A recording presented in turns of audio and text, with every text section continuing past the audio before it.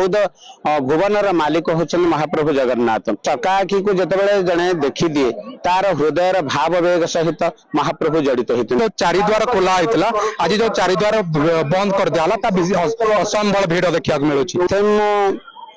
श्री जगन्नाथ पाखे प्रार्थना करुच्ची अंग्रेजी नववर्ष 2025 समस्त मंगलमय हो और शुभमय हो।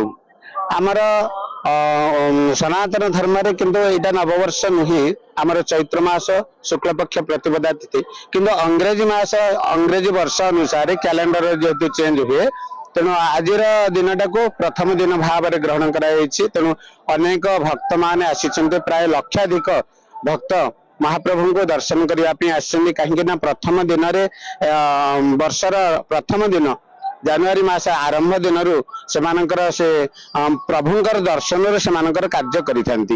गोटे विश्वास थाए प्रथम दिन जेहेतु प्रभु को दर्शन कले आमर सर्व मंगलमय हुए एवं सब सुख शांति वर्ष सारा चले सी अनुसार सब दर्शन करने को आसी।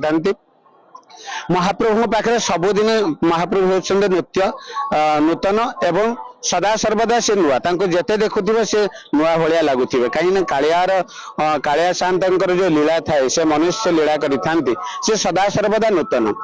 आज केतबेले बेश हेले महाप्रभुंकर श्रृंगारी लागे हेले केतबेले नाकचण करपल्लव पिंडी धारण करतबे घोड़ लगी होती केतबे शीत वस्त्र को परिधान कर घोड़ लगी होती। महाप्रभु पाखे पहली भोग जो होची धनु संक्रांति ठारू मकर संक्रांति पर्यंत सी महाप्रभुंकर राति 2टारू पहड़ा खोला हो जाउची।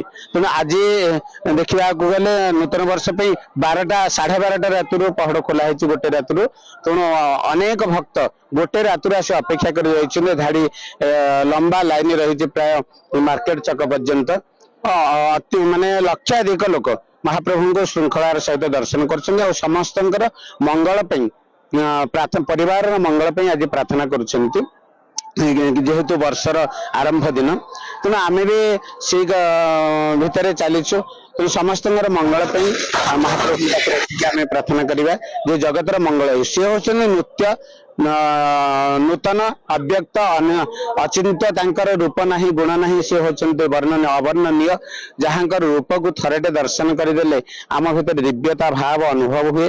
तेणु समस्त भक्त मैंने आसी था जेहेतु छुट्टी अच्छी आ डिसेम्बर मास शेष समय तेणु अनेक भक्त मैंने आसती महोदधि को दर्शन करेंगे और महाप्रभु को दर्शन करेंगे आ महाप्रभुंकर दिव्य दर्शन से जो आनंद अनुभव हुए कारण चका आखि को जितेबाला जड़े देखी दिए तार हृदयर भाव वेग सहित महाप्रभु जड़ित होते। आम साधारणतः उत्कलीय लोक मैंने जगन्नाथ को अति विश्वास करती और जगन्नाथ ठार कर्म आरंभ कर दर्शन रु तेणु प्रति मुहूर्त हाथ टेकी हाथ उठी जाए और दुई हाथ टेकी से जय जगन्नाथ कही कार्य को आरंभ कर तेणु आज प्रात मुहूर्त अनेक गहली हबार उद्देश्य महाप्रभु को दर्शन कर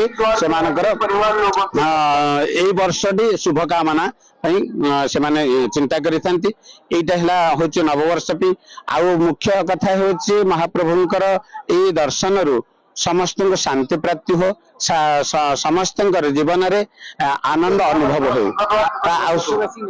हाँ विश्वर ये होते जगतर नाथ जपरी भाव में जगत जिते भूलोक भूलोक स्वलोक माने सप्तलोक अच्छी तले भी 7 लोक अच्छी 14 भुवनर मालिक होते महाप्रभु जगन्नाथ। प्रथम तो ओडिशावासी बा आमर हिंदोलवासी ढेंकानालवासी पुरीवासी को 2025 हार्दिक शुभेच्छा और अभिनंदन ज्ञापन करी। इंग्राजी वर्ष ओडिशावासी सुख समृद्धि आनंद उल्लास ऐश्वर्य प्राप्त हो द्रुत प्रगति हो जसमान सम्मान प्राप्त हो।